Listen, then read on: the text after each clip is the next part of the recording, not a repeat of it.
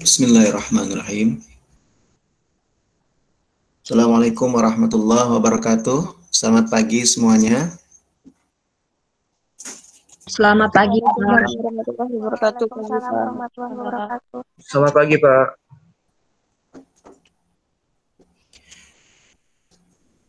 Baik, terima kasih atas kehadirannya pada hari ini ya. Hari ini kita akan melaksanakan kegiatan perkuliahan perdana ya di mata kuliah teori, analisis formasi, sediaan padat dan kosmetik. Mana sebelumnya kita sudah bertemu dan membahas mengulang-ulang ya materi di kegiatan praktikum. Nah, di teori ini kita akan lanjutkan kembali. Nah, setelah dua dosen sebelumnya menyampaikan materinya.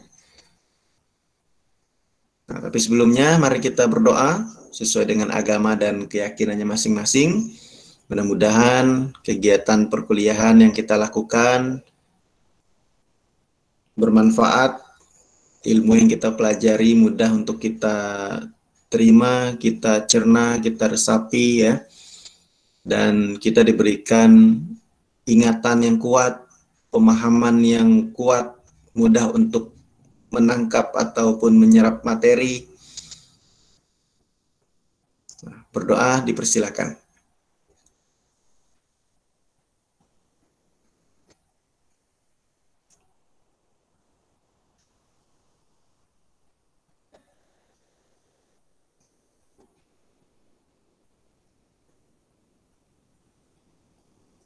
Berdoa selesai. Baik, sebelumnya yang ingin saya tanyakan ya, di bagian awal slide presentasi, di situ ada halaman kedua, nama-nama anggota kelompok ya, ada 20 orang. Kemudian di halaman berikutnya sepertinya tidak ada nama anggota kelompok. Nah, apakah slide presentasi ini dibuat oleh 20 orang ini saja atau bagaimana? Izin jawab ya Pak. Ya, silakan. Jadi untuk di halaman kedua itu ada nama-nama kelompok 20 orang. Jadi itu untuk kelompok yang untuk materi pertama Pak, materi yang kosmetika. Jadi materi berikutnya juga ada nama kelompoknya Pak setelah judul materinya. Oh gitu. Ada ya nama-nama kelompoknya ya? Saya belum ketemu tadi tuh. Sebentar ya. Oh, sepertinya tidak setiap topik ada nama kelompoknya ya. Nah, mungkin ada yang tidak memasukkan ya. Tapi semuanya bisa terlibat aktif lah ya untuk belajar dan mereview materi ini ya. Karena di setiap topik ini tidak ada nama kelompok, hanya di bagian awal aja ya. Oke, kita lanjut aja ya. Jadi pada hari ini kita akan melakukan review dulu ya. Untuk ujian yang sudah dilakukan ujian itu materi yang mana saja untuk UTS-nya kemarin? Untuk yang diujiankan baru yang materi Ibu Pratiwi Pak, yang Pak Fajarnya belum. Nanti masuk ke UAS. Oke. Nah, artinya materi yang sudah dilakukan ujian ya, artinya sudah dipelajari dan mudah-mudahan itu tidak dilupakan ya konsep-konsep yang sudah dipelajari ya. Nilainya belum tahu ya.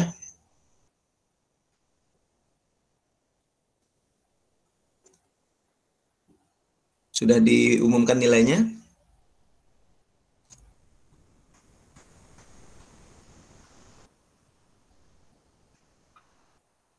Sudah, Pak. Sudah ya. Lulus semua atau ada remedial? Untuk remedial sepertinya tidak ada Pak. Tidak ada. Jadi nilai apa adanya dari ujian pertama itu ya. Oke, bagaimana secara umum nilainya? Memuaskan atau belum memuaskan?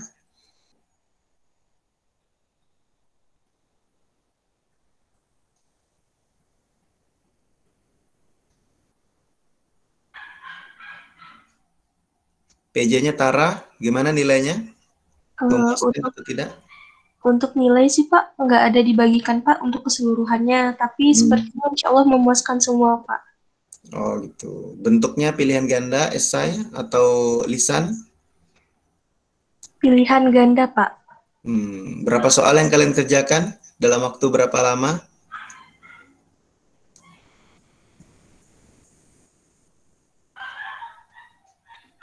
Hmm. 35 soal Pak, dalam 50 menit. Oke. Ya, syukur ya. Jadi nilainya tadi memuaskan. Ya mudah-mudahan bisa diingat terus ya sampai akhir semester ini, saling terintegrasi materinya ya. Dan tidak hanya semester ini, sampai seterusnya juga harus terus diingat dan diresapi ya. Jangan sampai pindah semester hilang juga ilmunya ya. Jadi sekedar nilai-nilai saja di transkrip ya, itu tidak kita inginkan. Baik, hari ini kita akan mereview kembali ya. Penting untuk mereview ya agar semakin kuat, semakin melekat ingatan ya konsep yang sudah kita pelajari ya sebelum kita buru-buru untuk pindah kepada materi yang baru gitu ya. Nah, alangkah lebih baik setiap materi yang kita pelajari ibaratnya kita amalkan dulu kan gitu. Ilmu yang dipelajari diamalkan dulu. Nah, tapi karena belum diamalkan ya setidaknya kita ulangi terus gitu ya. Nah, untuk materi yang awal sudah UTS kita review lagi. Yang belum UTS sekaligus mengingat untuk persiapan nanti di UAS sebelum kita masuk ke materi-materi yang baru gitu. Nah, kita akan mereview analisis kosmetik ya. Kemudian teknik kuantifikasi atau teknik perhitungan kadar, analisis logam berat, misalnya timbal dan merkuri dalam kosmetik, kemudian analisis pewarna dalam kosmetik. Nah, jadi di materi ini lebih banyak dibahas terkait dengan kosmetik dan analisisnya ya. Selanjutnya ada membahas terkait dengan sediaan padat ya, dimulai dari teknik preparasi sampel. Nah, karena tidak semua sampel itu dapat langsung dikuantifikasi, dianalisis. Ada yang memerlukan teknik preparasi sampel dulu, ada preparasi sampel dulu, ada yang harus dilakukan dulu terhadap sampel tersebut sehingga dia siap untuk dilakukan analisis. Nah, misalnya ada yang bentuk padatan, kemudian diubah bentuknya digerus, kemudian bisa dilarutkan, bisa diencerkan, didestruksi, dan seterusnya, berbagai macam ya. Nah, sehingga dia siap untuk dianalisis, bahkan disaring dan sebagainya. Nah, kemudian di sediaan padat ini ada yang kita kenal dengan uji keseragaman sediaan yang terdiri dari keseragaman kandungan dan keragaman bobot. Nah, itu istilahnya ya. Ada keseragaman, ada keragaman. Nah, itu istilah yang bisa dilihat di farmakope yang terbaru ya. Farmakope 6 nah, yang terbaru sekarang. Jadi penting juga untuk mengetahui ya, sebelum melakukan analisis lebih lanjut ya. Nah, selanjutnya ada dikenalkan metode analisis dari produk obat. Nah, salah satunya analisis golongan analgetik antipiretik. Nah, salah satunya adalah aspirin ya atau asetosal. Nah, itu mungkin dalam materi ini saya belum lihat yang analisis analgetik antipiretik. Berarti itu saya harapkan dapat disampaikan pada pertemuan sebelumnya ya. Nah, untuk melihat bagaimana pemahaman kalian dari materi metode analisis analgetik antipiretik. Nah, kalau saya lihat sekilas, harapan saya kalian tidak mengalami kesulitan untuk memahami analisis analgetik antipiretik. Ya, kalau kita lihat materi analisis tersebut ya. Nah, kalau kalian sudah membaca karena sudah dapat materinya, maka ada metode konvensional yang digunakan yang sudah kalian pelajari juga di pengantar analisis farmasi. Ada metode titrasi ya, ada asidi, ada alkalimetri. Dijelaskan bagaimana teknik-teknik bekerja dengan buret mana larutan baku, mana tempat sampel, kemudian reaksi yang terjadi bagaimana proses aspirin titrasinya ya, bagaimana menghitung berat ekivalen, nah bagaimana menghitung kadarnya, nah kemudian bagaimana membaca skala dari alat itu ya, bagaimana pandangan mata harus sejajar, tidak boleh paralaks, kemudian membaca skala itu dengan skala berapa ya, dengan ketelitian berapa, bahkan kalau buret ini plus minus ketelitiannya 0,01 ml harus dibaca ya, 2 angka di belakang koma ya. Nah, kemudian ada teknik selama di titrasi, ada teknik untuk di gojok dan sebagainya ya. Ada indikator yang ditambahkan. Nah, bagaimana memperlakukan alat-alat gelas? Mana alat-alat yang ketelitiannya tinggi, mana alat-alat yang ketelitiannya lebih rendah? Pipet volume atau pipet ukur? Nah, apa bedanya pipet volume dengan pipet ukur? Nah, pipet volume sama tidak dengan pipet gendok? Gitu ya. Belum lagi nanti apakah boleh ada gelembung udara di dalam buret, di dalam pipet? Nah, dan seterusnya dan seterusnya. Ya, alasan pemilihan metode tersebut, reaksi yang terjadi sampai perhitungan dan sebagainya dan sebagainya. Saya pikir tidak sulit untuk kalian pahami harusnya ya, apalagi kalian sudah memiliki materinya. Jadi sebelum kuliah biasakan untuk membaca terlebih dahulu materi, sehingga saat dijelaskan materi tersebut kalian sudah punya bekal. Ada yang bingung tinggal ditanyakan, bisa berdiskusi aktif. Tapi kalau belum baca, belum ada persiapan, benar-benar dalam keadaan kosong, nah ini biasanya kita agak lambat dalam menangkap, kemudian baru pernah mendengar hari tersebut ya, sehingga kurang berjalan dengan baik proses diskusinya, tidak aktif dan sebagainya. Namun itu kembali lagi kepada personality masing-masing. Ada orang yang sekali mendengar daya tangkapnya kuat dan cepat. Nah, mungkin bagi yang bersangkutan ya punya teknik belajar masing-masing ya. Tapi bagi kita yang memiliki daya tangkap yang lambat ya, mencernanya agak lama, perlu waktu, maka kita harus persiapan lebih dini dan berulang-ulang. Oleh karena itu, temukanlah pola belajar kalian masing-masing ya. Oke, ini tuh sedikit review dari saya. Mudah-mudahan kalian bisa menentukan pola belajar yang baik dan termotivasi untuk belajar tidak hanya menjelang ujian, tapi mencicil dari waktu ke waktu. Sebelum kuliah belajar, setelah kuliah direview, dan seterusnya, dan seterusnya. Baik, langsung saja kita mendengarkan presentasi dari kelompok. Silakan untuk teknisnya saya serahkan kepada kalian untuk mengatur ya. Nah, silakan disampaikan dengan baik, mudah-mudahan bisa bermanfaat untuk kita mereview materi ini sebelum kita melanjutkan materi-materi yang berikutnya. Silakan saya berikan kesempatannya kepada kalian.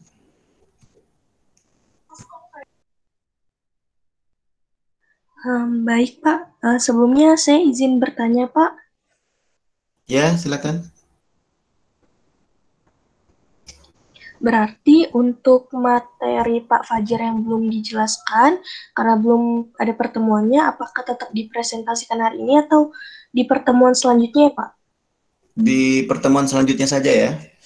Nah, karena di materi yang kalian kirimkan juga belum ditampilkan ya, khusus yang materi analgetik antipiretik ya.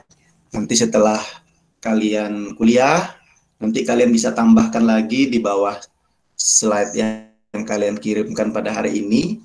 Nah, kemudian bisa disampaikan kemudian. Harapan saya kalian bisa menambah informasi yang dijelaskan yang ada di luar slide tersebut untuk direview gitu ya. Oke. Baik, Pak. Terima kasih banyak, Pak, atas jawabannya.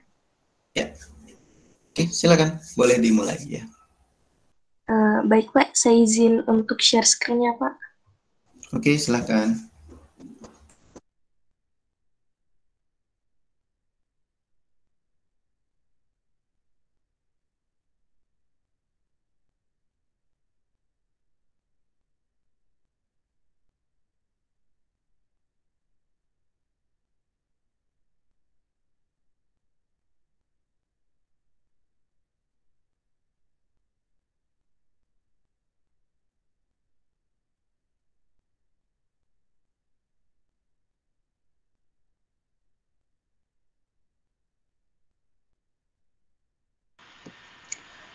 Baiklah, selamat pagi Bapak dan teman-teman semua. Kami perwakilan dari kelompok yang mereview materi analisis kosmetik akan melakukan presentasi. Lanjut, Tara. Lanjut lagi. Yang pertama, pengertian kosmetik.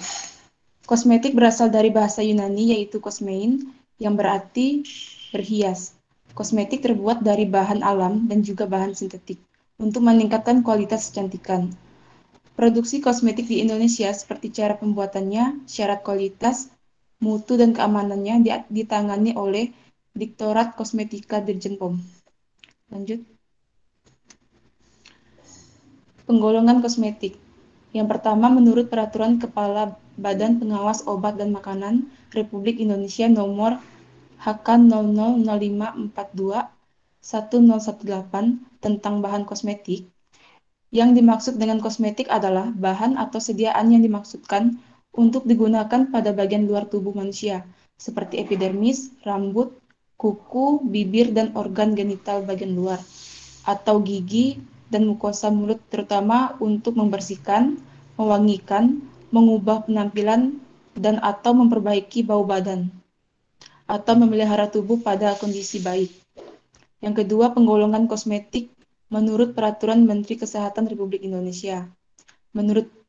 Penggolongan menurut sifat dan cara pembuatan, penggolongan menurut kegunaannya bagi kulit. Lanjut.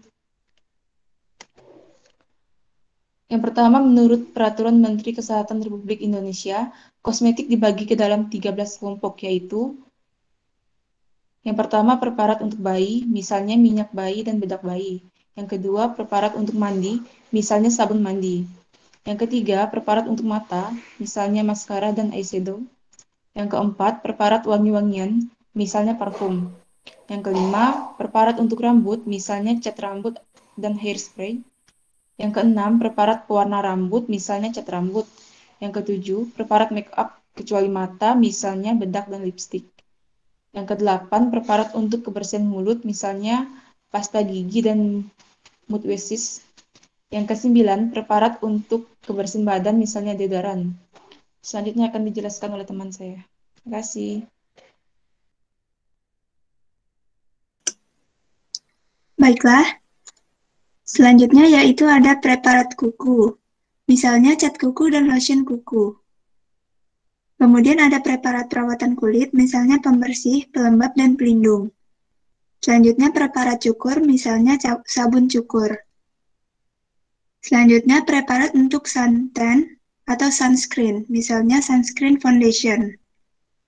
Penggolongan kosmetik selanjutnya yaitu menurut sifat dan cara pembuatan, yaitu ada 1, kosmetik modern, 2, kosmetik tradisional, yang ketiga, kosmetik murni tradisional, yang keempat, kosmetik semi-tradisional, dan yang keenam, hanya namanya yang tradisional.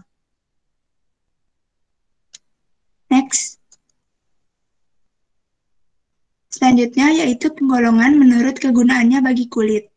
Yang pertama, kosmetik perawatan kulit atau skincare kosmetik. Terdiri dari kosmetik untuk membersihkan kulit atau cleanser, seperti cleansing cream. Yang kedua, yaitu melembabkan kulit atau moisturizer, misalnya krim pelembab wajah atau moisturizing cream. Yang ketiga, ada pelindung kulit, misalnya krim tabir surya atau sunscreen cream. Yang keempat, ada untuk menipiskan atau mengamplas kulit atau peeling, misalnya scrub cream. Selanjutnya ada kosmetik riasan, dekoratif atau make up. Jenis ini diperlukan untuk merias atau menutup cacat pada kulit sehingga menghasilkan penampilan yang lebih menarik serta menimbulkan efek psikologis yang baik seperti percaya diri. Next.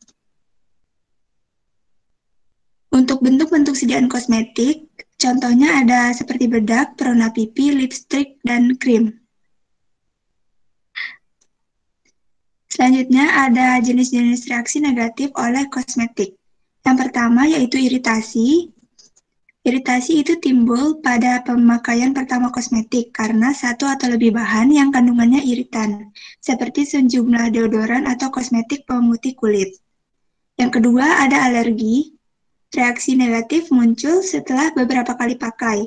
kadang setelah bertahun-tahun karena mengandung bahan bersifat alergenik pada orang-orang tertentu, biasanya seperti cat rambut. Yang ketiga ada fotosensitasi. Reaksi negatifnya muncul setelah kulit yang ditempeli kosmetik terkena sinar matahari karena satu atau lebih bahan tersebut bersifat photosensitizer, seperti tabir surya yang mengandung PABA atau para-amino benzoic acid, seperti kosmetik riasan juga, dan lain-lain. Yang keempat ada jerawat.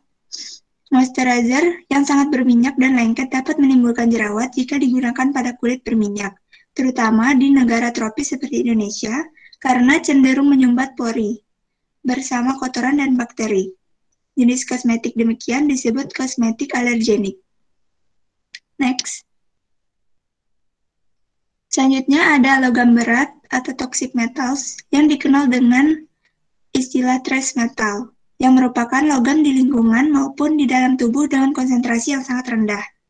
Contohnya yaitu ada timbal, merupakan logam lunak berwarna abu-abu kebiruan mengkilat, mudah dimurnikan, mudah dibentuk, dan memiliki sifat kimia aktif sehingga mencegah perkaratan.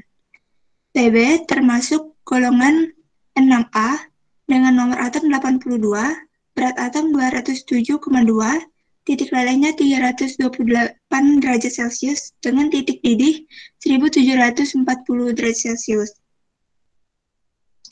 TB organik atau TEL tetrahalate sengaja ditambahkan ke dalam bensin untuk meningkatkan nilai oktan. Timbal lebih tersebar luas dibandingkan kebanyakan logam toksik lainnya.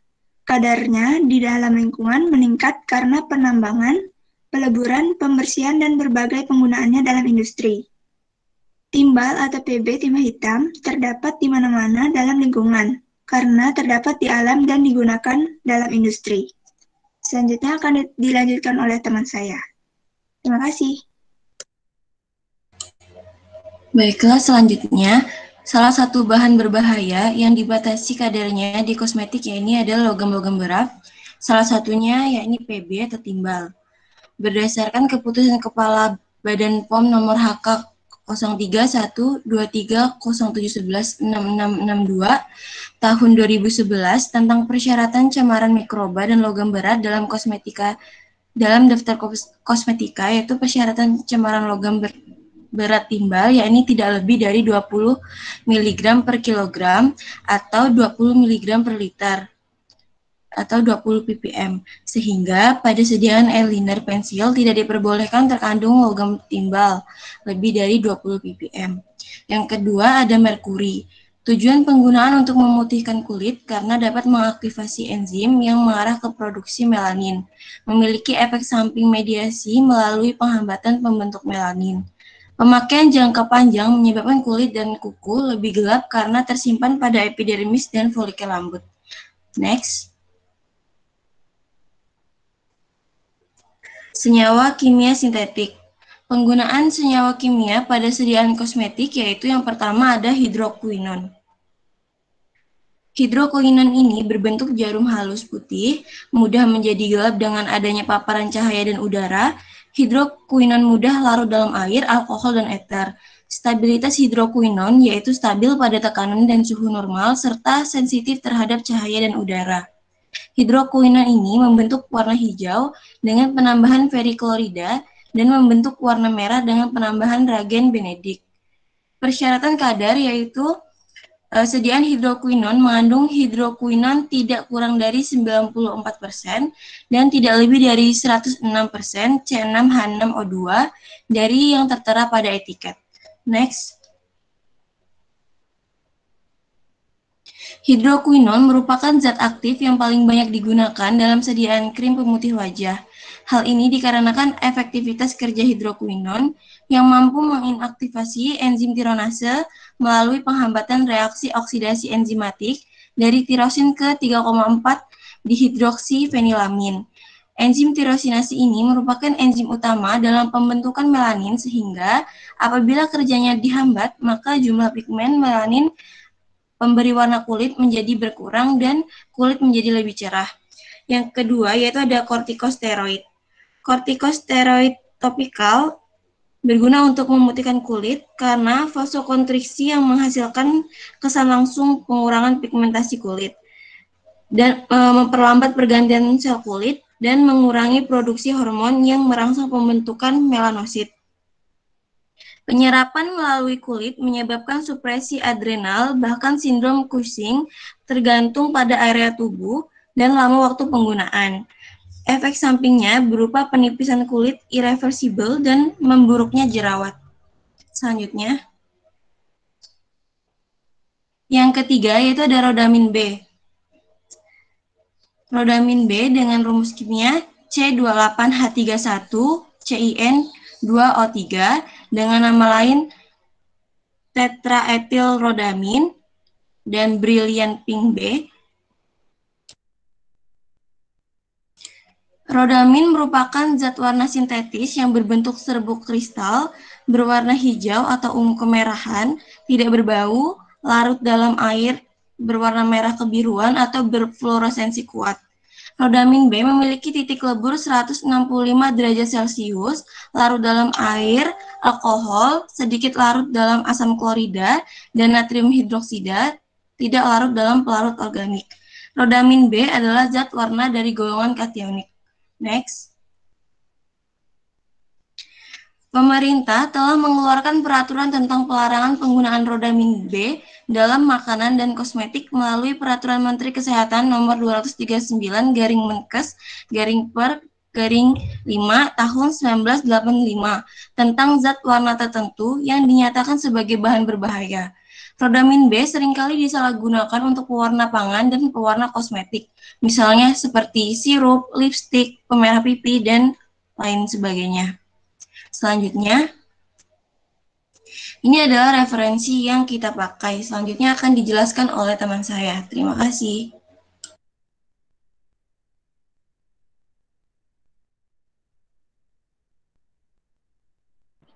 Baik, selanjutnya adalah analisis timbal dan merkuri pada kosmetik. Next. Kosmetik yang digunakan secara luas, baik untuk kecantikan maupun kesehatan, namun produksinya perlu diperhatikan komposisi dan kandungan. Kosmetik umumnya adalah zat pengotor, impurities pada bahan dasar pembuatan kosmetik, kandungan logam berat dalam kadar yang berlebih dalam kosmetik, baik yang ditambahkan secara sengaja maupun tidak, itu tidak dibenarkan. Logam akan masuk ke dalam darah dan menyerang organ sehingga mengganggu kesehatan.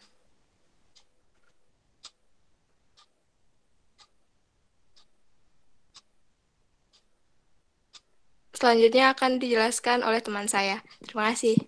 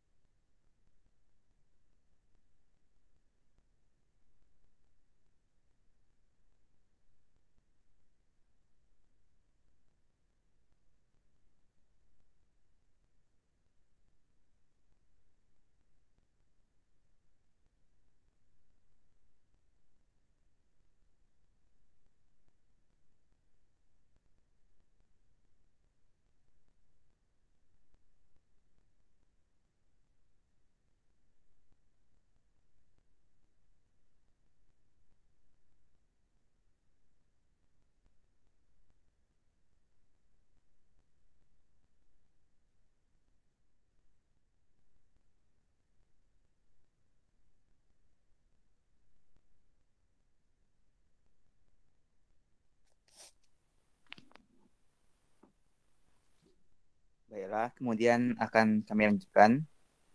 Kemudian analisis logam berat yang terkandung pada sampel kosmetik dapat dilakukan pada yang pertama ada eyeliner.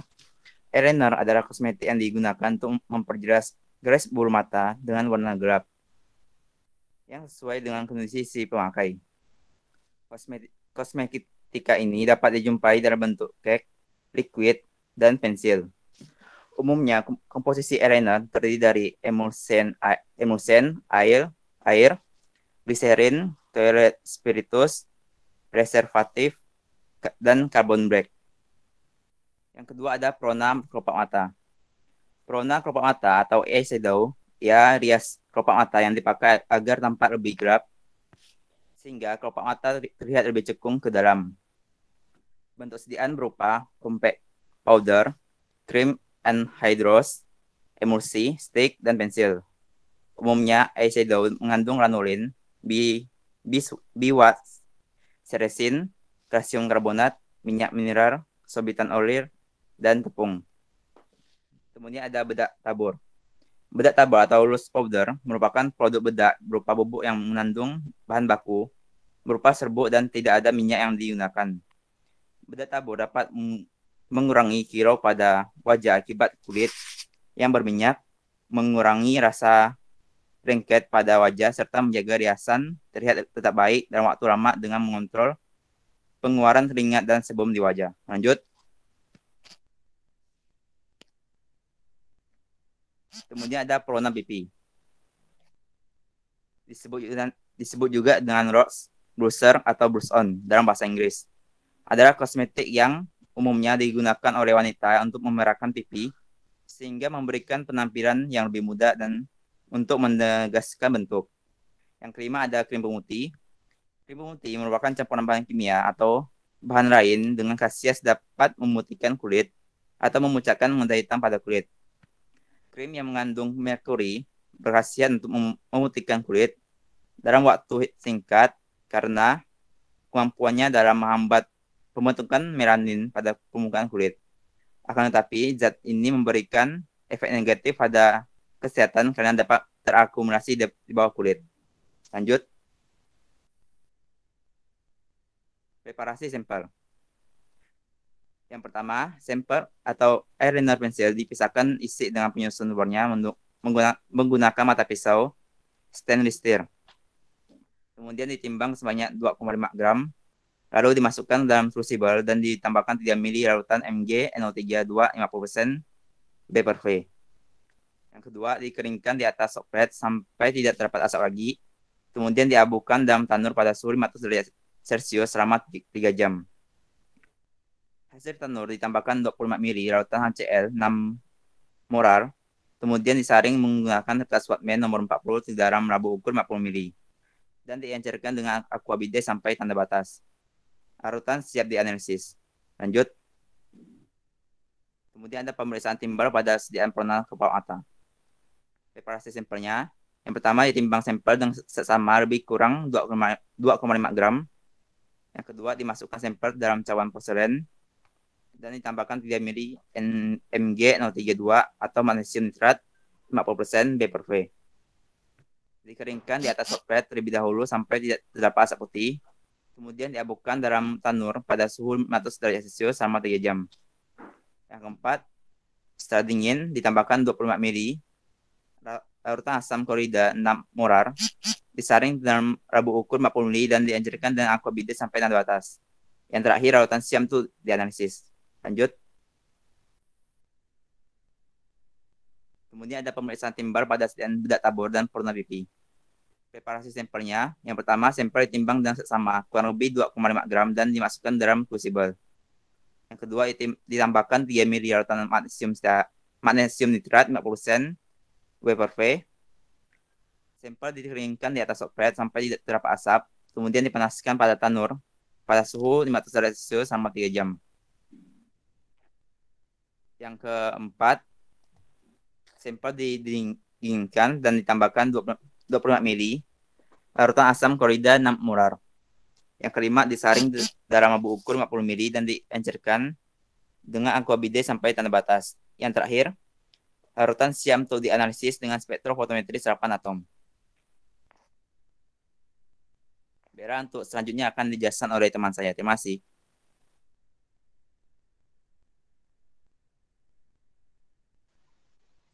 Baik, selanjutnya pemeriksaan merkuri pada sediaan krim. Tahap preparasi sampel yang pertama, 0,5 gram sampel direaksikan dengan 7 mili asam nitrat dan ditempatkan ke dalam crucible. Yang kedua, sampel dipanaskan dalam oven pada suhu 150 derajat Celcius selama 1 jam. Yang ketiga, ditambahkan 3 mili hidrogen peroksida 30% ke dalam masing-masing sampel dan ditempatkan ke dalam oven pada suhu 100 derajat. Sampel didinginkan hingga mencapai suhu ruangan, yang kemudian hasil dekstruksi sampel disentrifugasi pada 2000 rpm selama 10 menit dan disaring dengan kertas saring Wattmann nomor 542. Selanjutnya, supernatan dimasukkan ke dalam labu ukur 50 ml dan ditambahkan aquabides hingga tanda batas. Yang terakhir, sampel siap dianalisis. Next.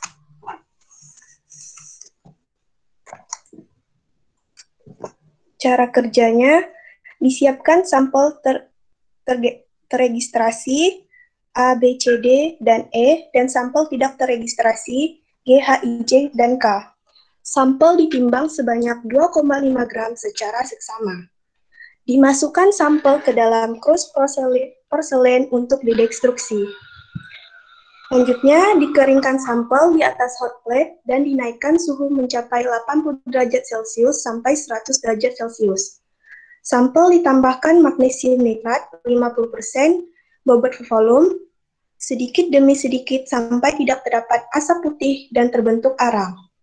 Selanjutnya, diabukan sampel di dalam tanur, diatur suhu tanur 250 derajat Celcius, kemudian dinaikkan lagi menjadi 350 derajat Celcius secara perlahan-lahan dengan setiap kenaikan 50 derajat Celcius. Dinaikkan lagi suhu menjadi 500 derajat Celcius selama 3 jam dengan setiap kenaikan 75 derajat Celcius sampai menjadi abu. Selanjutnya, dimatikan tanur dan dibiarkan sampel menjadi dingin selama 30 menit, kemudian dikeluarkan krus porselen dari tanur dan didinginkan di dalam desikator atau lubis. Next. Selanjutnya ditambahkan 25 ml HCl 6 molar pada residu atau abu yang telah dingin. Disaring larutan residu dengan kertas Wattmann nomor 40 ke dalam labu ukur 50 ml, ditempatkan hingga tanda batas dengan aquabides. Terakhir, dianalisis kandungan sampel yang telah siap menggunakan spektrofotometri serapan atom. Next. Analisis kuantitatif yang dilakukan yakni dengan kondisi sebagai berikut dengan menggunakan instrumen spektrofotometri tipe SSA. Lampu katoda yang digunakan yaitu lampu katoda timbal dengan panjang gelombang 283,03 nanometer. Konsentrasi Pb yang terdapat dalam sampel yaitu X dihitung dengan mensubstitusi nilai absorbansi yang didapat yaitu Y ke persamaan regresi linier yang diperoleh dari kurva kalibrasi. Teknik analisis yang digunakan yaitu eksternal kalibrasi dan standar adisi. Eksternal kalibrasi yang dilakukan oleh lembaga yang berwenang, sedangkan standar adisi adalah suatu teknik untuk meminimalisir error dalam proses preparasi dan pengujian sampel dengan cara menambahkan standar yang telah diketahui nilainya. Selanjutnya akan disampaikan oleh teman saya. Terima kasih.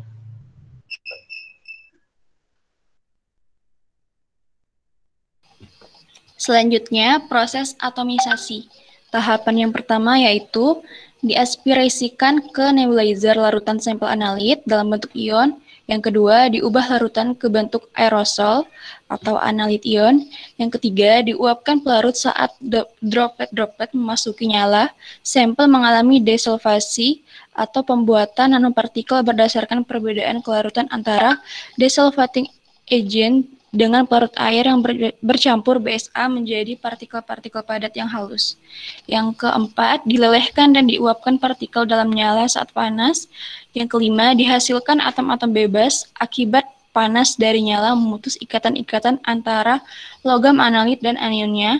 Yang keenam, atom-atom bebas dapat menyerap radiasi.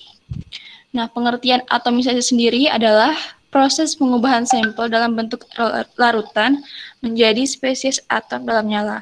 Proses atomisasi ini dapat berpengaruh terhadap hubungan antara konsentrasi atom analit dalam larutan dan sinyal yang diperoleh pada detektor, dan dengan demikian sangat berpengaruh terhadap sensitivitas analis.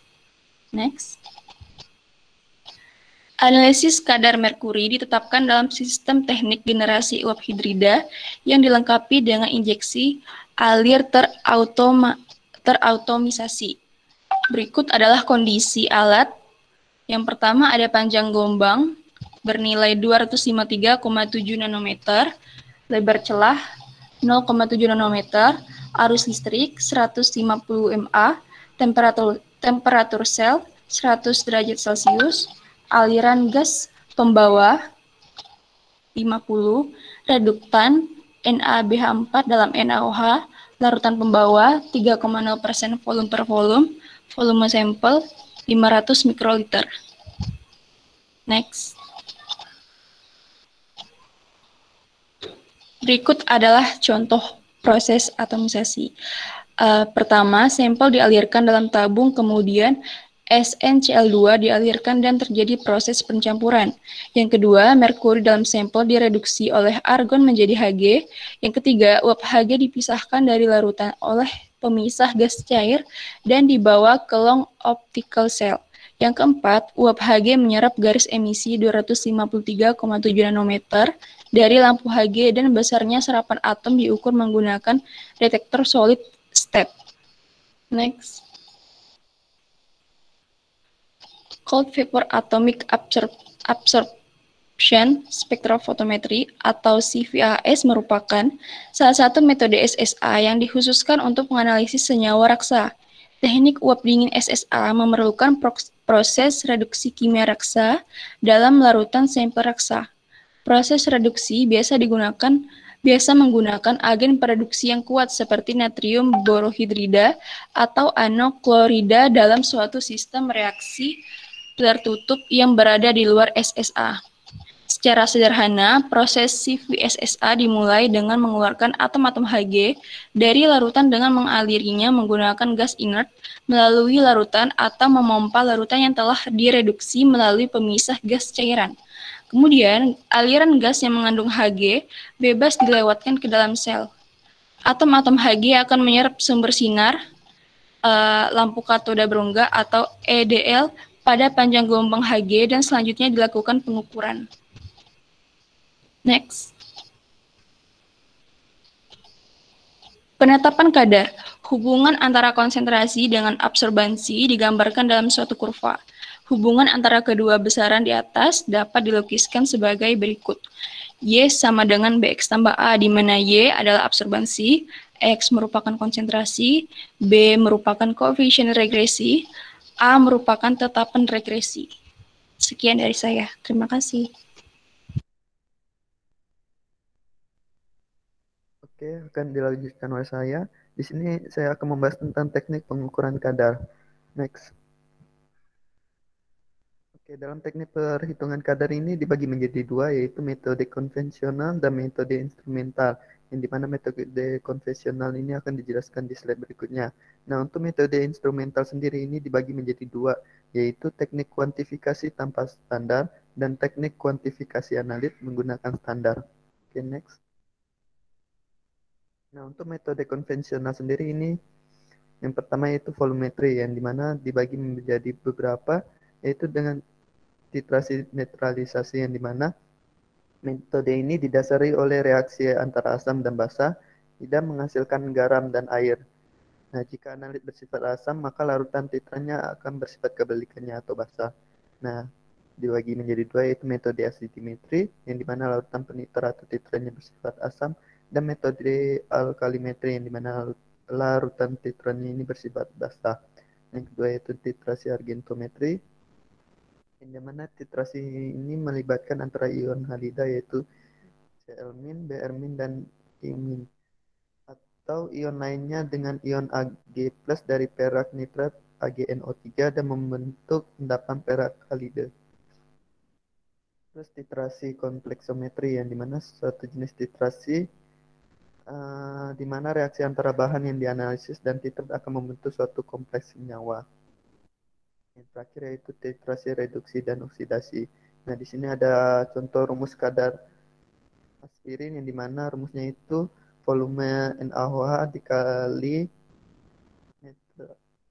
NaOH dikali berat ekuivalen dibagi berat sampel dikali dengan 100%. Next.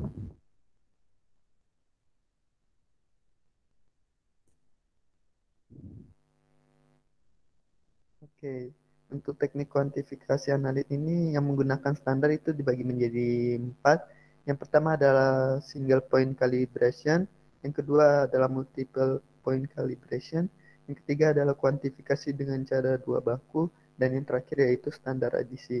Nah, selanjutnya akan dijelaskan oleh teman saya. Baik, untuk teknik kuantifikasi yang pertama yaitu single point calibration. Nah, di teknik ini menggunakan satu macam konsentrasi standar. Plot standar yang dibuat digunakan untuk menetapkan semua kadar tablet. Kemudian, teknik ini juga memperhatikan skema pengenceran dan ekstraksi yang berbeda untuk kadar obat yang bermacam-macam tersebut, dengan target mendapatkan konsentrasi akhir serupa atau mendekati konsentrasi standar yang dibuat atau respon berdekatan. Kemudian untuk mencari kadar sampelnya dapat menggunakan rumus absorban sampel dibagi dengan absorban baku, kemudian dikali kadar baku. Syarat dari teknik ini yaitu nilai absorbansi baku dan nilai absorbansi sampel berdekatan. Next. Kemudian untuk teknik kuantifikasi yang kedua terdapat multiple point calibration. Untuk teknik ini, dalam kuantifikasi kadar analit dengan membuat berbagai konsentrasi standar yang mencakup seluruh konsentrasi analit. Plot standar yang dihasilkan selanjutnya digunakan untuk menghitung konsentrasi analit dalam sampel. Metode ini valid jika konsentrasi analit tercakup dalam plot standar yang dibuat. Pada rentang konsentrasi tersebut, responnya harus linear. Syarat dari teknik ini yaitu tidak diperbolehkan adanya ekstrapolasi. Kemudian dapat kita lihat pada slide, terdapat kurva kalibrasi. Untuk yang garis biru itu merupakan konsentrasi analit, kemudian garis merah merupakan konsentrasi analit yang berada pada rentang, dan linearitasnya akan diperoleh dengan menggunakan persamaan Y sama dengan Bx plus A. Next.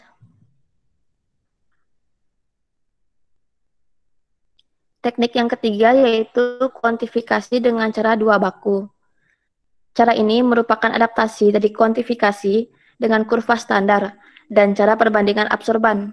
Caranya yaitu dibuat masing-masing dua buah larutan baku dengan konsentrasi baku dibuat sedikit lebih rendah kurang dari 5% dari konsentrasi sampel dan sedikit lebih besar 5% dari konsentrasi sampel.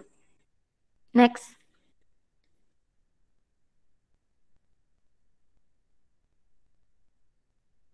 Kemudian untuk teknik kuantifikasi yang keempat yaitu ada standar adisi. Analisis standar adisi pada umumnya dilakukan pada sampel yang tidak identik dengan standar dalam larutan air, sehingga diperlukan pencampuran matriks dengan matriks standar. Standar adisi merupakan metode kuantifikasi yang dapat mengatasi gangguan tadi matriks, misalnya gangguan kimia dan gangguan spektra.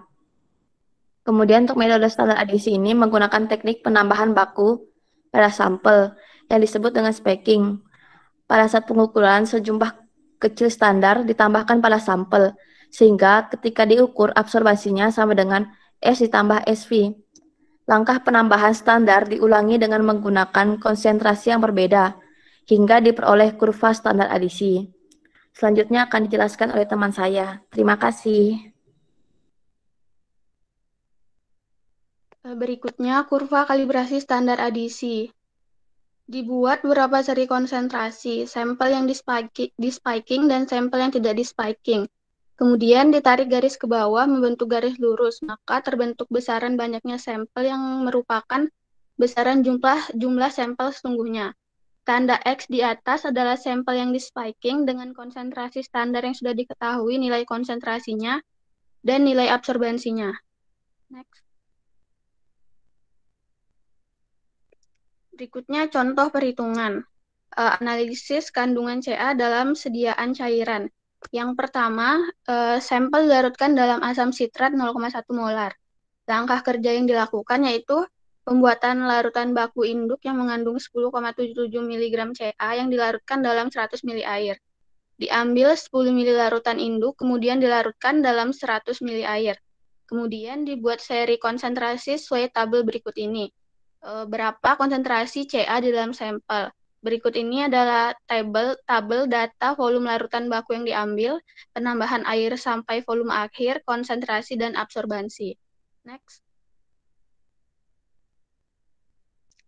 Nah, ini untuk jawabannya. Yang pertama, dihitung dulu konsentrasi larutan induk.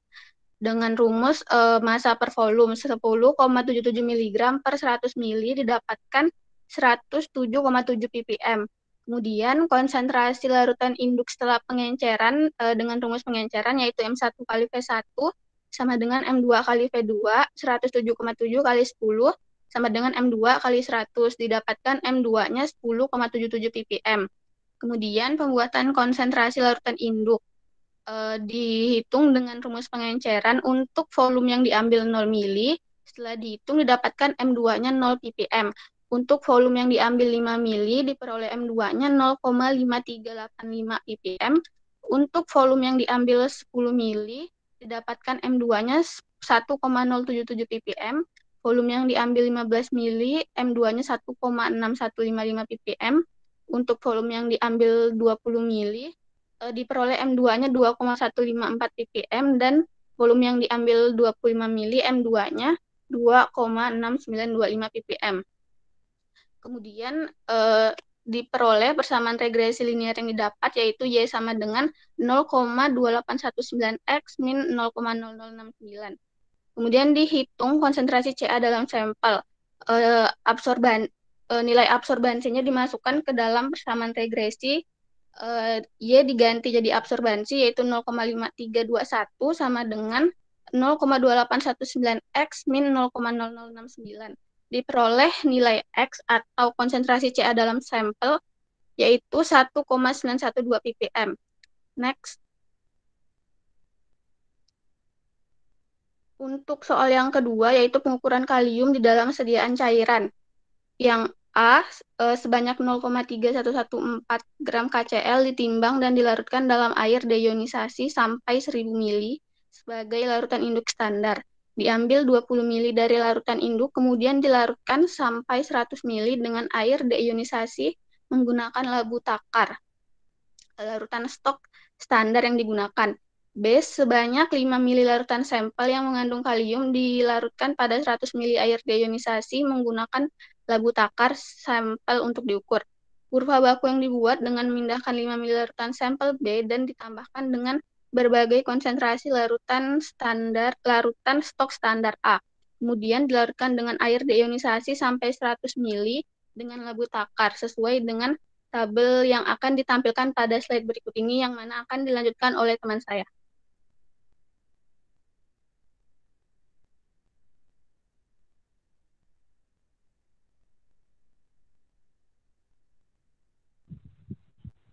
Baik, di dalam tabel berikut dapat dilihat volume larutan sampel yang ditambahkan yaitu sama sebanyak 5 mili. Kemudian volume larutan baku yang ditambahkan sebanyak pada larutan yang pertama yaitu 0, yang kedua 5 mili, yang ketiga 10 mili, yang keempat 15 mili, yang kelima 20 mili, yang keenam 25 mili. Sedangkan penambahan air deionisasinya sama yaitu 100 mili. Dengan absorbansi pada larutan yang pertama yaitu 30,1, yang kedua 45,2, yang ketiga 58,8, yang keempat 73,1, yang kelima 87,0, dan yang keenam 100.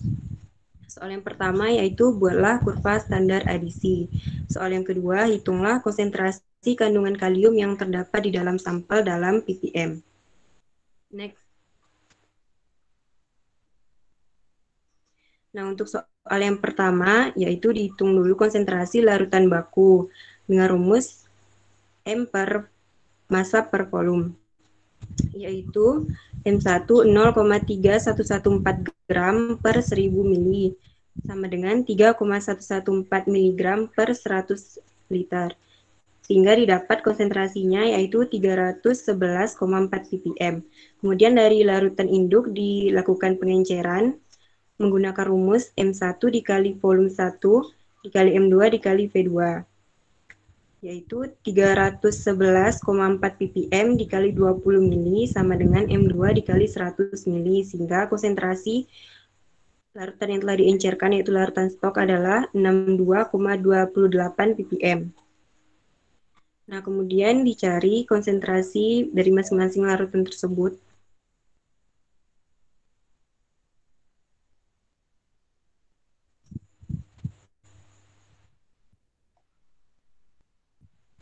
Selanjutnya dari konsentrasi tersebut dilakukan regresi dengan absorbasinya sehingga diperoleh nilai A yaitu 30,7571, B 4,4885 dan nilai R yaitu 0,999 yang artinya linear. Sehingga persama regresi yang diperoleh adalah Y sama dengan BX plus A, Y sama dengan 4,4885X ditambah 30,7571.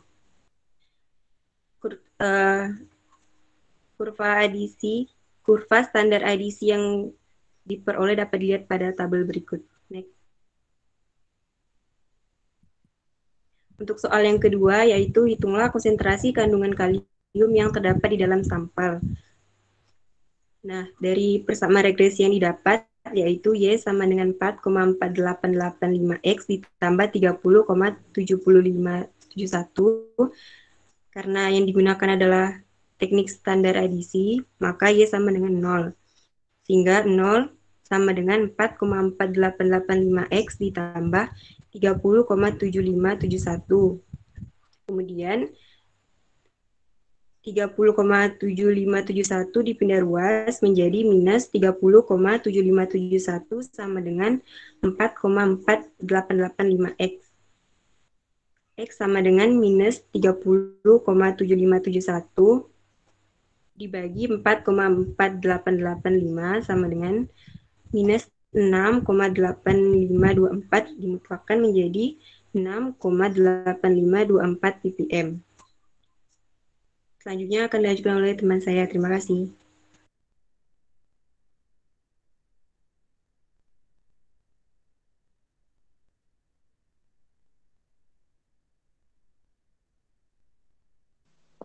Baik, selanjutnya adalah analisa pewarna di dalam sediaan kosmetika. Next.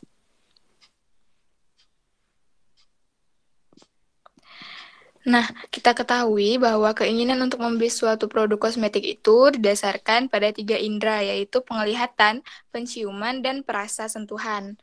Warna memegang peranan penting dalam sediaan kosmetik karena nilai artistik dapat menentukan kesuksesan penjualan suatu kosmetik. Kelompok zat warna untuk kosmetik dekoratif itu terdiri dari 4 hal, yaitu yang pertama zat warna alam yang larut, yang kedua zat warna sintetis yang larut, yang ketiga pigmen-pigmen alam, dan yang keempat pigmen-pigmen sintesis. Next. Namun, tidak semua zat warna itu dapat digunakan untuk kosmetik, karena ada beberapa kulit atau bagian tubuh yang sensitif terhadap zat warna tertentu, sehingga memerlukan warna yang khusus, seperti kulit di sekitar mata, kulit di sekitar mulut, bibir, dan kuku. Bahaya paparan jangka panjang atau kronis menurut Badan POM Republik Indonesia adalah jika tertelan, dalam hal ini kita menggunakan zat aktif rodamin B secara luas itu diserap oleh usus, oleh saluran pencernaan dan menunjukkan pengikatan protein yang kuat. Bukti ilmiah pada hewan percobaan terbatas dapat menyebabkan gangguan fungsi hati. Next.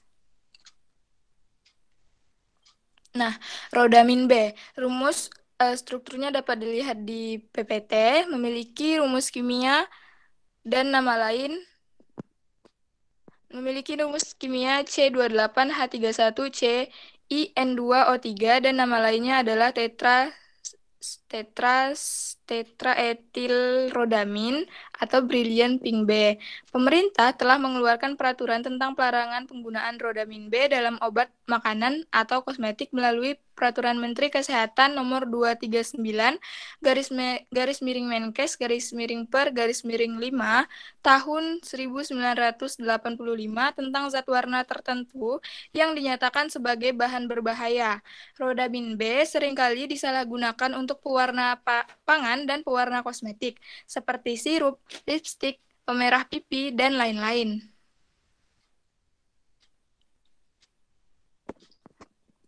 Nah, alat yang kita gunakan untuk menganalisis adanya rodamin B adalah kromatografi.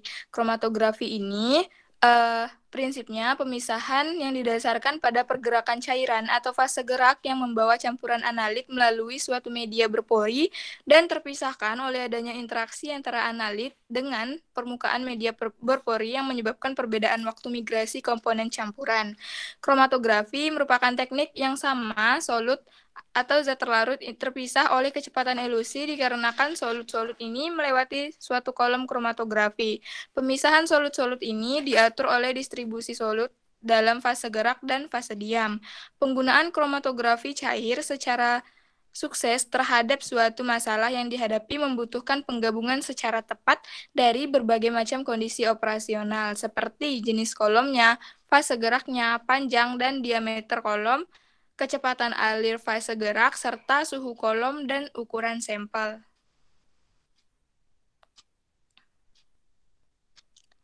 Lalu, dikhususkan pada kromatografi cair kinerja tinggi. Metode analisis ini memiliki prinsip kimia yang sama dengan metode KLT atau kromatografi lapis tipis. Sebagai pengganti nilai RF, waktu retensi obat ditentukan dan dihubungkan dengan P dengan menggunakan persamaan yang sama dengan persamaan untuk KLT. Waktu retensi, seperti namanya, adalah waktu yang diperlukan sampel untuk terelusi dari kolom KCKT. Detektor yang digunakan oleh KCKT ini adalah detektor UV vis, detektor indeks bias, atau detektor elektrokimia.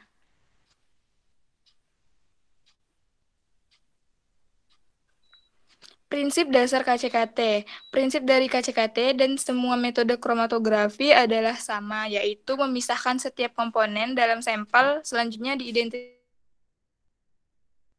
dan dihitung berapa konsentrasi dari masing-masing komponen tersebut atau kuantitatif. Untuk KCKT sendiri, pemisahan didasarkan atas perbedaan sifat kepolarannya. Sebetulnya hanya ada dua hal utama yang menjadi krusial poin dalam metode KCKT ini. Yang pertama adalah proses separasi atau pemisahan, dan yang kedua adalah proses identifikasinya. Dua hal ini menjadi faktor yang sangat penting dalam keberhasilan proses analisis. Prinsip kerja dari KCKT adalah suatu fase gerak cair dipompa di bawah tekanan melalui kolom baja yang mengandung partikel-partikel fase diam dengan diameter 3-10 mikrometer. Analit tersebut dimasukkan ke dalam bagian atas kolom melalui katup lengkung dan pemisahan suatu campuran berlangsung sesuai dengan lamanya waktu relatif yang dibutuhkan oleh komponennya di dalam fase diam. Perlu diperhatikan bahwa semua komponen di dalam campuran membutuhkan waktu yang kurang lebih sama dengan fase gerak agar dapat keluar dari kolom. Pemantauan eluen kolom dapat dilakukan dengan berbagai detektor. Next. Nah, instrumen dari KCKT itu sistem instrumen standar untuk elusi isokratik itu terdiri atas yang pertama reservoir pelarut, yang kedua sebuah pompa yang mampu memompa pelarut dengan tekanan sampai 4000 PSI dan pada aliran hingga 10 ml per menit, yang ketiga suatu injektor lengkung yang pas dengan lengkung bervolume tetap antara 1 dan 20 mikroliter. 20 mikroliter sering digunakan sebagai baku. Yang keempat, suatu kolom yang biasanya berupa tabung baja kemas, biasanya dengan gel silika tersalut oktadesilsilan atau salut ODS dengan diameter rata-rata partikel 3,5 sampai 10. Yang kelima, suatu detektor yang biasanya berupa detektor UV atau visible, meskipun untuk penerapan khusus tersedia berbagai macam detektor. Yang keenam, sistem penangkap data yang dapat berupa suatu integrator komputasi atau sebuah komputer dengan piranti lunak yang sesuai dan untuk memproses data kromatografi. Yang ketujuh, kolom dihubungkan pada injektor dan detektor dengan tabung berdiameter dalam yang sempit yang lebih kurang 0,2 mm untuk meminimalkan volume atau ruang kosong di dalam sistem ketika kromatografi tidak terjadi dan pelebaran pita dapat terjadi melalui difusi longitudinal. Yang kedelapan, instrumen yang lebih canggih itu memiliki injeksi sampel otomatis dan oven kolom serta mampu mencampur 2 pelarut atau lebih dalam berbagai perbandingan dalam waktu untuk menghasilkan gradien fase gerak. Berikut ini adalah instrumen dari KCKT. Next. Selanjutnya akan dijelaskan oleh teman saya. Terima kasih. Baik, terima kasih Mela. Penjelasan akan saya lanjutkan. Berikut kelebihan dan kekurangan dari KCKT-nya sendiri. Untuk kelebihan, yang pertama, pemasukan sampel yang tepat dan mudah dikendalikan menjamin presisi kuantitatif. Yang kedua, KCKT merupakan teknik kromatografi yang perkembangannya tampak paling intensif beberapa tahun belakangan, memberikan perbaikan pada pengendalian kolom, detektor, dan piranti lunak. Yang ketiga, keragaman kolom dan detektor berarti bahwa selektivitas metode tersebut dapat disesuaikan dengan mudah. Yang keempat, dibandingkan dengan KG, terdapat risiko penguraian sampel yang lebih kecil karena pemanasan bukan merupakan syarat dalam proses kromatografi. Yang kelima, mudah diotomatisasi. Lalu, untuk kekurangan, yang pertama, masih dibutuhkan detektor yang terandalkan dan tidak mahal yang dapat memantau senyawa-senyawa yang tidak memiliki kromofor. Yang kedua, obat-obat harus diekstraksi dari formulasi sebelum dianalisis. Yang ketiga, terbentuknya buangan pelarut organik dalam jumlah besar yang mahal jika dibuang. Next.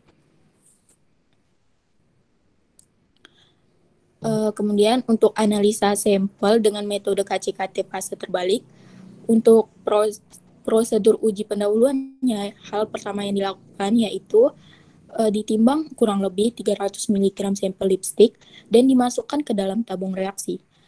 Lalu ditambah 4 ml metanol, kemudian diaduk sampai larut. Lalu dilihat adanya fluoresensi. Jika terdapat berwarna kuning, maka menunjukkan hasil positif mengandung rodamin B. Lalu hasil uji pada sampel dapat dibandingkan dengan hasil uji fluoresensi pada larutan baku. Next. Kemudian untuk preparasi sampel, hal pertama yang dilakukan yaitu ditimbang sampel lipstick kurang lebih sebanyak 1 gram. Lalu dimasukkan sampel ke dalam labu ukur Erlenmeyer, kemudian ditambahkan asetonitril sebanyak 10 ml, lalu diekstraksi menggunakan shaker dan water bath secara bergantian masing-masing selama 5 menit hingga proses ekstraksi total mencapai 30 menit.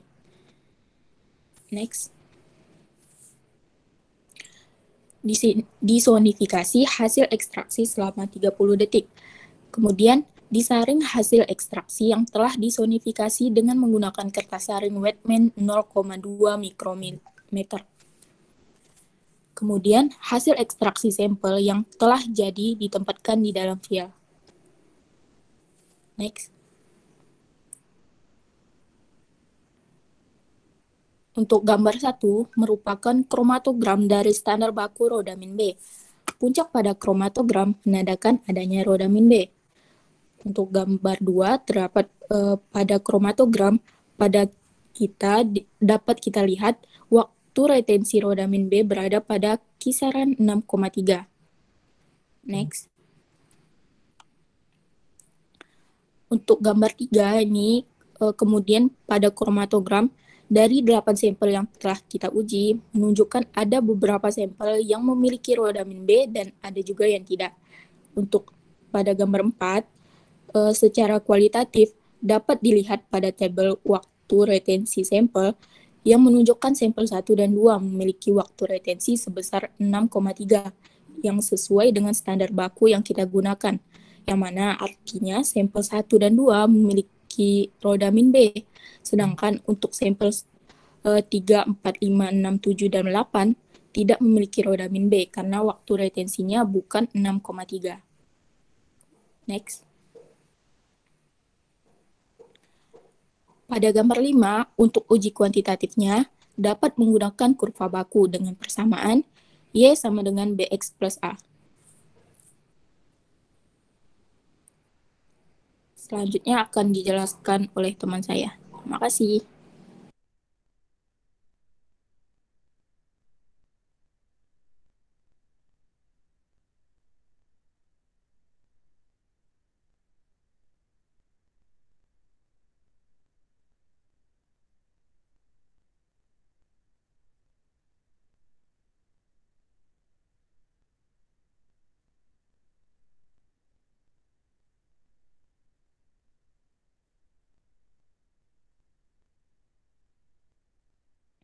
Baik, jadi selanjutnya ada analisis formasi sediaan padat dan kosmetika. Next.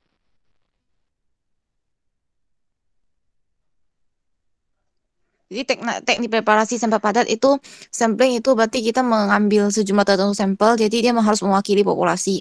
Analisis kualitatif dan kuantitatif, aspek kualitatif dan aspek kuantitatif dalam sampling. Sampling primer itu berarti dia terhadap satu atau lebih batch. Kalau sekunder itu berarti dia dari sampel primer.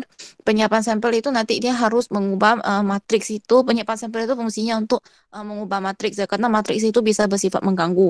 Jadi perlu kita perhatikan sifat kimia, beberapa sifat kimianya, seperti polaritas, keasaman, kelarutan analit, dan lain-lain dari literatur. Selanjutnya, tujuan preparasi itu pasti menghilangkan pengganggu, terus habis itu meningkatkan konsentrasi analit dan mengubah analit jadi bentuk yang bisa dianalisis. Next. Ekstraksi langsung itu untuk cocoknya untuk sediaan tablet ini, kalau itu prinsipnya itu pemilihan pelarut supaya zatnya bisa terlarut sempurna. Jadi itu kita harus tahu kelarutan dan polaritas analitnya. Oke, next. Uji keseragaman sediaan, jadi jaminan konsentrasi satuan sediaan, kandungan zat aktif seragam, etiket, satuan sediaan, bentuk sediaan mengandung dosis tunggal, keseragaman sediaan, derajat keseragaman jumlah zat aktif dalam satuan sediaan. Next. Ekstraksi dan sekretasi itu khusus untuk fase padat itu kalau misalnya dia punya kelarutan analitnya itu punya kelarutan terbatas dalam pelarut yang digunakan. Oke, next. Selanjutnya oleh teman saya.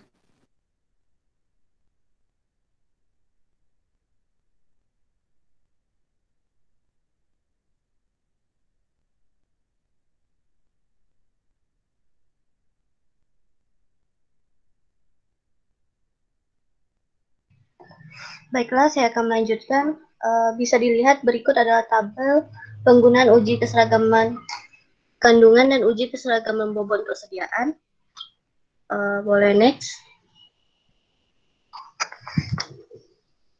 Kemudian untuk uji keseragaman kandungan, yang pertama ada uji dilakukan dengan tujuan untuk memastikan bahwa tablet yang dibuat atau dicetak dalam sekaligus jumlahnya banyak memiliki kandungan komponen bahan aktif atau bahan obat yang seragam dan memenuhi aturan farmakope Indonesia dengan cara mengambil tidak kurang dari 30 satuan untuk sediaan padat, ditetapkan kadar masing-masing 10 satuan menggunakan metode analisis yang sesuai. Kemudian dihitung nilai keberterimaan. Jika belum memenuhi, maka tambah lagi dengan 20 satuan dan hitung lagi nilai keberterimaannya. Next. Kemudian untuk perhitungan nilai penerimaan, ada rumusnya yaitu NP sama dengan M dikurang X mutlak ditambah K kali S, di mana NP ada nilai penerimaan, M itu nilai rujukan yang mengacu pada FI 5, kemudian X-nya itu rata perkiraan kandungan sediaan dalam persen, K-nya konstanta penerimaan mengacu pada FI 5, kemudian S-nya adalah simpangan baku sampel. Bisa dilihat berikut adalah tabelnya. Boleh next. Berikut adalah kelanjutan tabelnya. Oke, Selanjutnya untuk contoh kasus, seorang praktikal ingin menguji keseragaman kandungan terhadap suatu tablet dexamethasone. Kandungan zat aktif yang tertera pada etiket adalah 0,5 mg dengan data sebagai berikut. Bisa dilihat datanya. Boleh next. Nah, berikut adalah contoh kasus. Kita bisa menggunakan rumusnya yaitu MP sama dengan M kurang X di mana ditambah K kali S. Yaitu di mana rata kandungannya itu adalah 98,54%, K adalah konstanta dalam 10 tablet yaitu 2,4, kemudian standar deviasinya adalah 0,472. NP sama dengan K kali S, di mana 2,4 dikali 0,472 sama dengan 1,1328%. Sehingga dapat disimpulkan bahwa tablet memenuhi uji keseragaman kesediaan. Next. Selanjutnya untuk keragaman bobot, Pertama, lakukan penetapan kadar zat aktif pada contoh batch yang mewakili menggunakan metode analisis yang sesuai. Disebut sebagai hasil A dan dinyatakan dalam persen dari jumlah yang tertera pada etiket. Dengan asumsi kadar homogen. Diambil tidak kurang dari 30 satuan, sediaan dilakukan seperti berikut untuk bentuk kesediaan dimaksud. Untuk tablet tidak bersalut atau bersalut selaput, timbang sesakma 10 tablet satu persatu, hitung jumlah zat aktif dalam tiap tablet yang dinyatakan dalam persen dari jumlah yang tertera pada etiket dari hasil penetapan kadar masing-masing tablet. Hitung nilai keberterimaannya. Kemudian untuk kapsul keras, timbang sesama 10 kapsul satu persatu. Beri identitas masing-masing kapsul, kemudian keluarkan isi masing-masing kapsul dengan cara yang sesuai. Kemudian timbang saksama tiap cangkang kapsul kosong dan hitung bobot bersih dari isi kapsul dengan cara mengurang bobot cangkang kapsul dari masing-masing bobot bruto. Hitung jumlah zat aktif dalam tiap kapsul dan hasil penetapan kadar masing-masing kapsul. Hitung nilai keberterimaannya. Next. Kemudian untuk keragaman bobot, perhitungan MP sama dengan penyesuaian terhadap nilai X. Jadi XI sama dengan WI dikali A per rata W.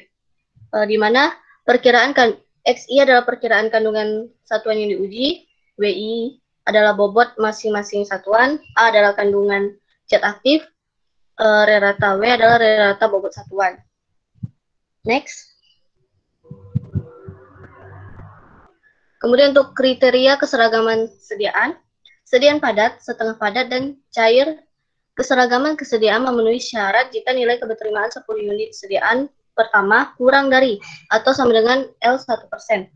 Jika nilai keberterimaan lebih besar dari L1%, lakukan pengujian pada 20 unit sediaan tambahan dan hitung nilai keberterimaannya. Memenuhi syarat jika nilai keberterimaan akhir dari 30 unit sediaan lebih kecil atau sama dengan L1%.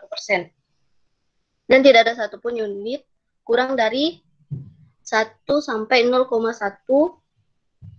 dikali L2M atau tidak 1 unit pun lebih dari 1 ditambah 0,1 dikali L2M seperti tertera pada perhitungan nilai keberterimaan dalam keseragaman kandungan atau keragaman bobot, kecuali dinyatakan lain L1 adalah 15 dan L2 adalah 25. Next. Selanjutnya ada contoh kasus lagi. Seorang praktikan yang ingin menguji keseragaman sediaan terhadap suatu tablet metformin. Kandungan zat aktif yang tertera pada etiket ada 500 mg per tablet dengan data sebagai berikut. Bisa dilihat datanya. Kemudian next. Nah, kita menggunakan rumus yaitu NP sama dengan M dikurang X plus K dikali S. Bisa juga menggunakan ada pula rumusnya yaitu untuk NP penyesuaian terhadap nilai X, di mana XI sama dengan WI dikali A per rata bobot. Sehingga rata-rata X dalam persennya itu 99,879%, untuk konstanta 10 tabletnya 2,4, kemudian standar deviasinya 0,856%, sehingga NP-nya didapat 2,054%. Dapat disimpulkan bahwa tablet memenuhi uji keseragaman sediaan. Boleh next? Oke, hanya itu saja presentasi dari kami. Bila ada salah katanya kami mohon maaf. Terima kasih.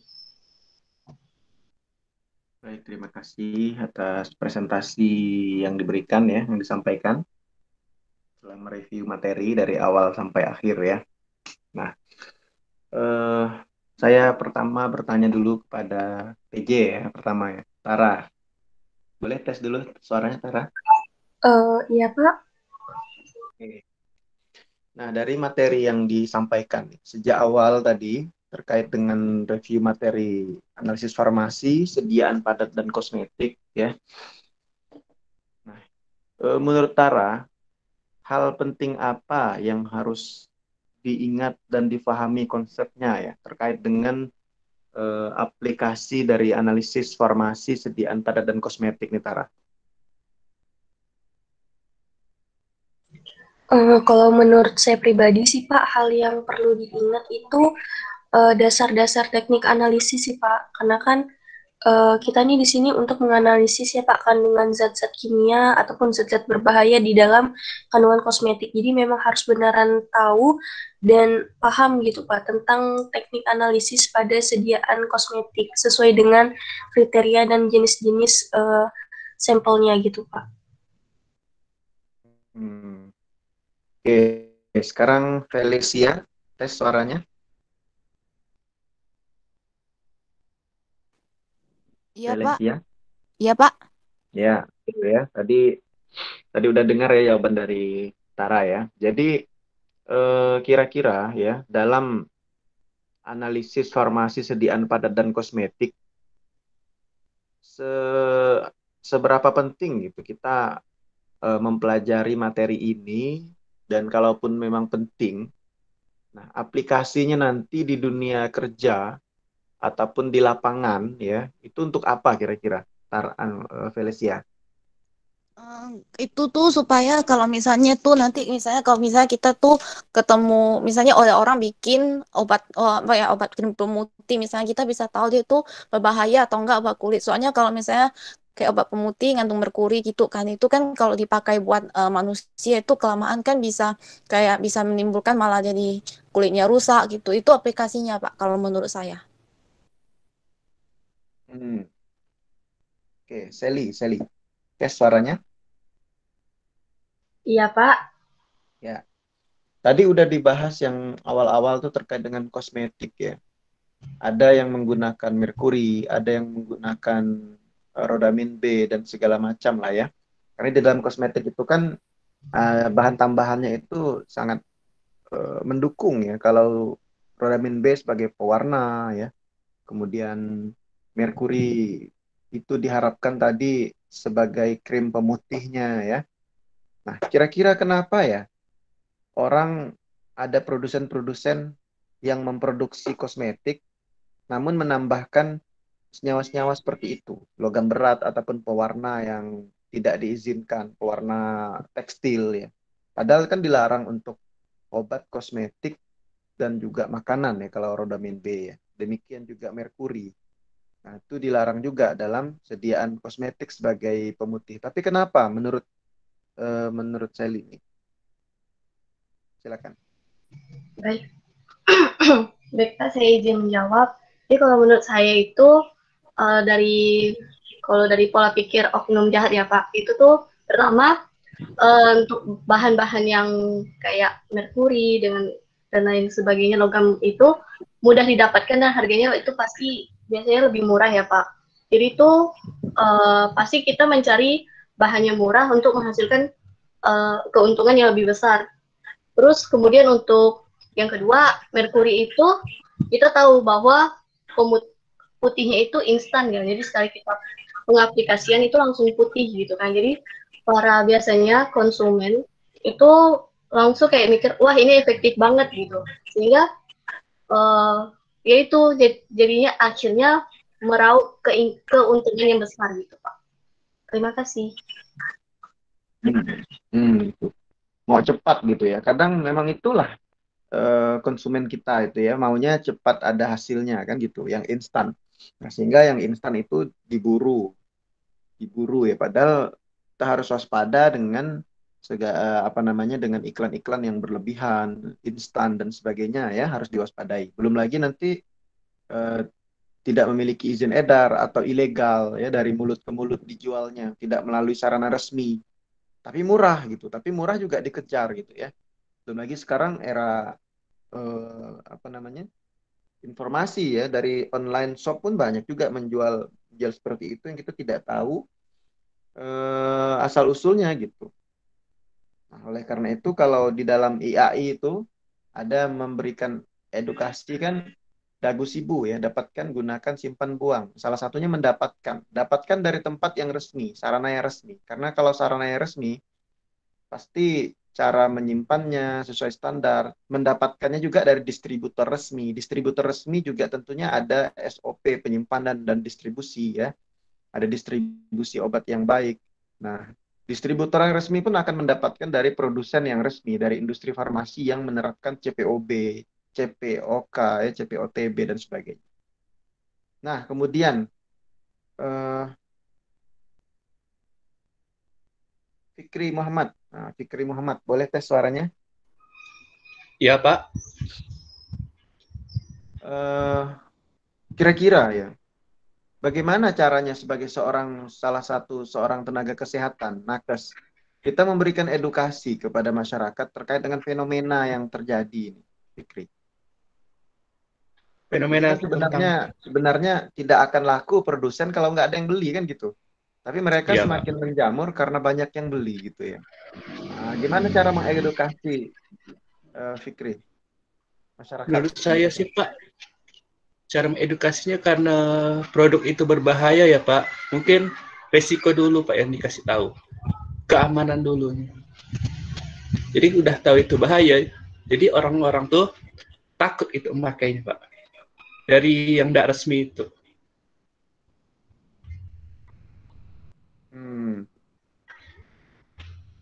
Hendrawan, boleh tes suaranya? Ya, Pak. Ya, tadi kan merkuri ya. Kemudian rodamin B. Kenapa kira-kira alasan produsen itu menggunakan pewarna rodamin B nih dalam obat, kosmetik, makanan gitu ya? Mungkin menurut saya untuk rodamin B itu lebih mudah didapatin sih, Pak, daripada pewarna yang lain, walaupun legal gitu. Dan juga mungkin peredarannya juga masih bebas kali ya, mudah didapatkan, dan juga harganya tuh lebih murah, Pak. Tapi kadang-kadang si produsen tuh kurang memperhatikan akibat yang dihasilkan dari bahan itu. Jadi lebih banyak menggunakan pewarna itu, Pak. Betul. Ya, karena itu sebenarnya pewarna tekstil ya. Pewarna tekstil kan tentunya tidak food grade ya, tidak boleh digunakan untuk makanan, minuman, kosmetik, karena kosmetik kan juga dipaparkan ke kulit ya. Oke. Apa lagi?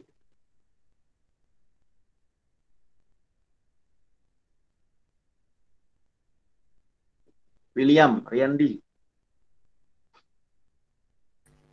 Iya, Pak. Ya.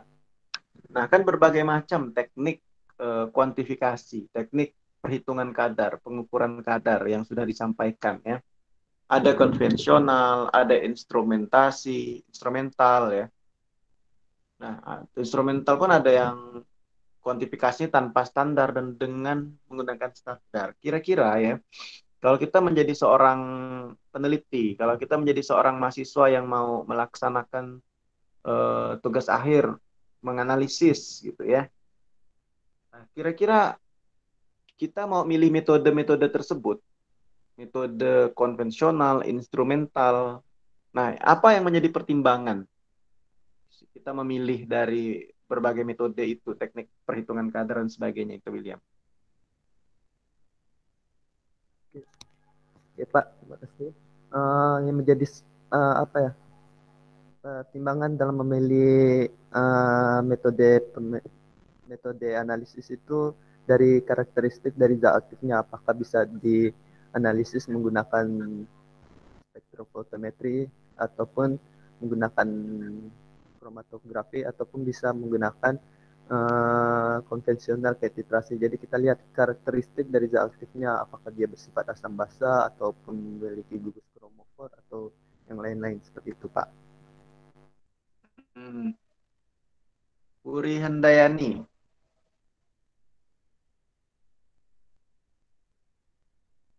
Puri Handayani.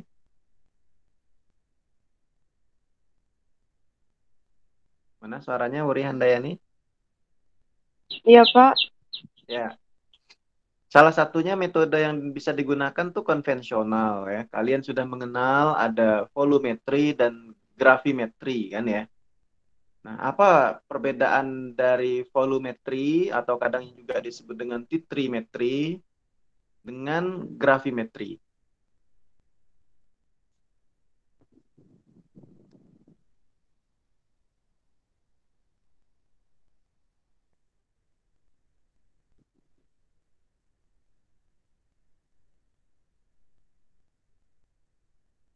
Yang grafi volumenya tetap, Pak.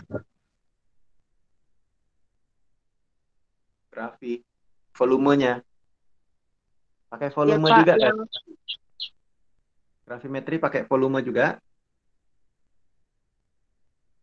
pakai pipet, pakai bobot, Pak, maksudnya. Bobot konstan, ada bobot konstan ya. Terus? Iya, Pak. Yang satunya titrimetri itu pakai titrasi, Pak. Titrasi. Terus apa yang didapatkan dari hasil titrasi itu?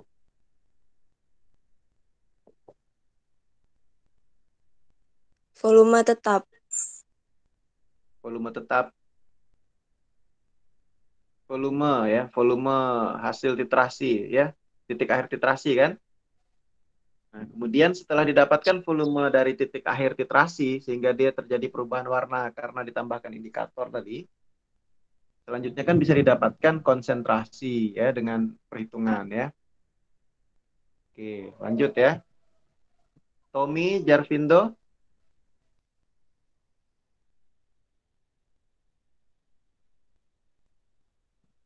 Ya Pak, hadir Pak. Oke. Nah, kalau kita volumetri, ada berbagai macam nih, titrasi, netralisasi, argentometri, kompleksometri, reduksi oksidasi. Nah, kalau kita ingin melakukan analisis senyawa logam, ya, dengan menggunakan metode konvensional, nah, menggunakan metode titrasi apa yang bisa digunakan?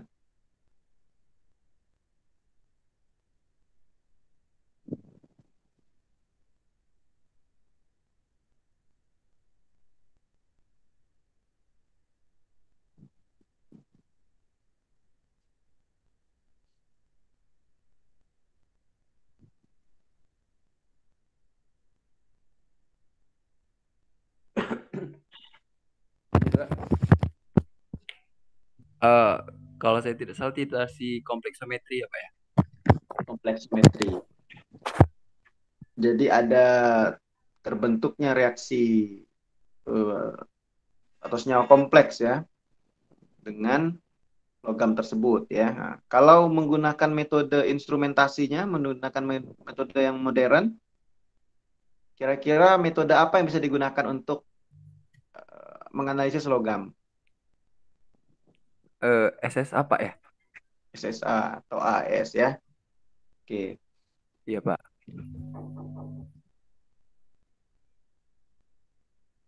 Rani Widiawati. Ya Pak. Nah, ada berbagai macam teknik kuantifikasi analit yang menggunakan standar ya, single point, ya multiple point kalibrasi, ya, dua baku, standar adisi. Mana yang sudah sering dilihat atau ditemukan, yang sering dipelajari itu yang bagian mana? dari teknik kuantifikasi dengan standar ini? Dari berbagai macam itu tadi. Yang multiple point, Pak. Multiple point ya. Multiple Iya. point. Nah, dikatakan multiple point kalibrasi itu kenapa? Apa yang dimaksud dengan multiple kalibrasi itu? Karena kalibrasi yang dipakai itu lebih dari satu, Pak. Seri kurva seri konsentrasinya gitu. Ya. Kalau single itu kan satu macam konsentrasi standar saja ya. Nah, sehingga nanti absorbansi sampel dibandingkan dengan absorbansi standar. Dikali kadarnya dari standar itu, maka kita dapatlah kadar sampel kan gitu.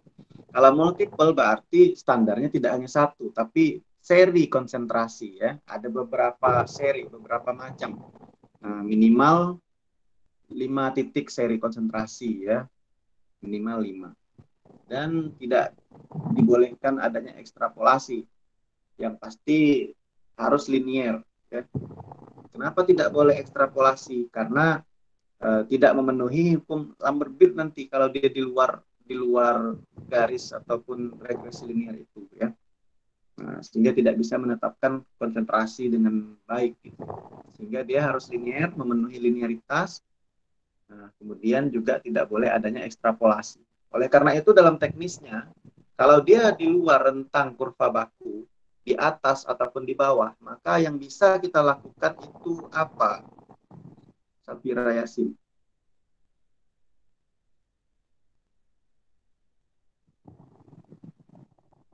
Mana Safira?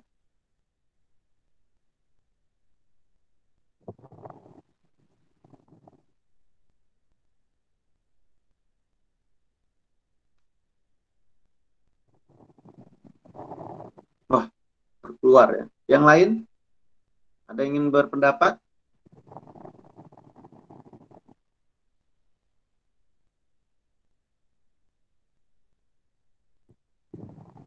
Gimana caranya untuk menghindari ekstrapolasi ini?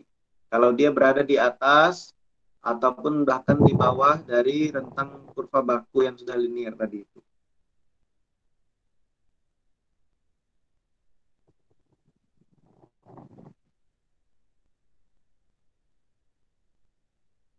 Tommy? Gimana Tommy?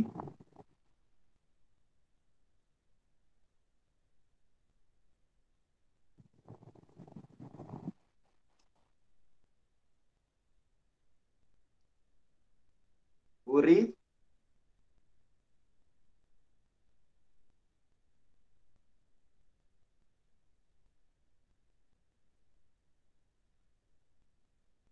Husna?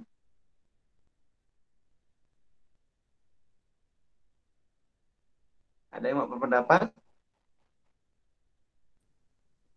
Izin Pak, mencoba. Ya. Kalau misalnya kita sampelnya berada di luar atau di atas dari rentang kurva kalibrasi, bisa kita lakukan pengenceran pada sampel kita. Ataupun kalau misalnya di bawah, kita dapat melakukan pemekatan dengan menambahkan sampel, tapi volumenya tetap seperti itu, Pak. Oke. Ya, jadi ada proses pengenceran ya. Ataupun tadi pemekatan, tergantung lah ya, dia di mana, di luar di rentang kurva baku itu. Oleh karena itu kalau ada proses pengenceran, maka dalam perhitungan nanti ada dikali dengan faktor pengenceran ya. Kalau memang tidak ada pengenceran, ya tidak dikali dengan faktor pengenceran. Itulah ya teknisnya nanti di lapangan ya. Oke, mungkin itu saja ya pertemuan kita pada hari ini, sudah mereview secara hampir keseluruhan ya. Mungkin nanti untuk selanjutnya silahkan bisa ditambahkan di bagian PowerPoint yang kalian kirimkan di grup tadi, ditambahkan dengan analisis analgetik antipiretik ya. Nah, untuk selanjutnya bisa disampaikan karena tinggal satu, ini tidak lama pasti ya, hanya sedikit saja materinya kan. Oke, terima kasih untuk hari ini. Walaupun materinya sudah diberikan, sudah dipelajari, tapi diulang-ulang dan itu bisa melekat. Itu lebih bermakna ya, daripada banyak materi yang kalian dapatkan, tidak ada satupun ataupun sebagian besarnya tidak ada yang nyangkut gitu, menguap ya. Nah, seperti itu. Harapan saya teruslah diulang-ulang, ambil poin-poin pentingnya, lakukan integrasi antara materi yang satu dengan yang lainnya, terutama juga lakukan integrasi antara mata kuliah yang satu dengan lainnya. Terutama dalam satu semester yang sama, itu sangat terintegrasi. Ya, di kimia farmasi, analisisnya tentang sediaan padat kosmetik. Di biologi farmasi terkait dengan bahan baku, ya, farmakognosi yang hubungannya dengan bahan padat dan kosmetik juga ya. Kemudian di teknologi formulasi juga mempelajari tentang formulasi dan teknologi sediaan padat dan kosmetik, sangat terintegrasi. Nah, juga ditambah dengan materi selain sains dan teknologi, kalian juga disampaikan terkait dengan farmakologi dan farmasi klinik, belajar farmakoterapi dan sebagainya ya. Itulah ya. Nah, mudah-mudahan bisa bermanfaat menjadi seorang farmasis yang profesional ke depannya, yang utuh ya, memiliki kompetensi sebagaimana yang diharapkan oleh organisasi profesi apoteker ya. Kalian bisa lihat nanti di searching standar kompetensi apoteker Indonesia. Itu selalu mengalami revisi. Sebelumnya ada 9 standar kompetensi. Selanjutnya yang terbaru ada 10 standar kompetensi. Bahkan sekarang mau direvisi lagi standar kompetensi tersebut.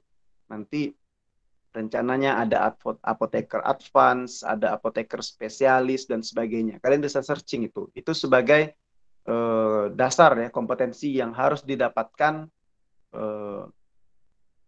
sebagai profil lulusan dari perguruan tinggi farmasi.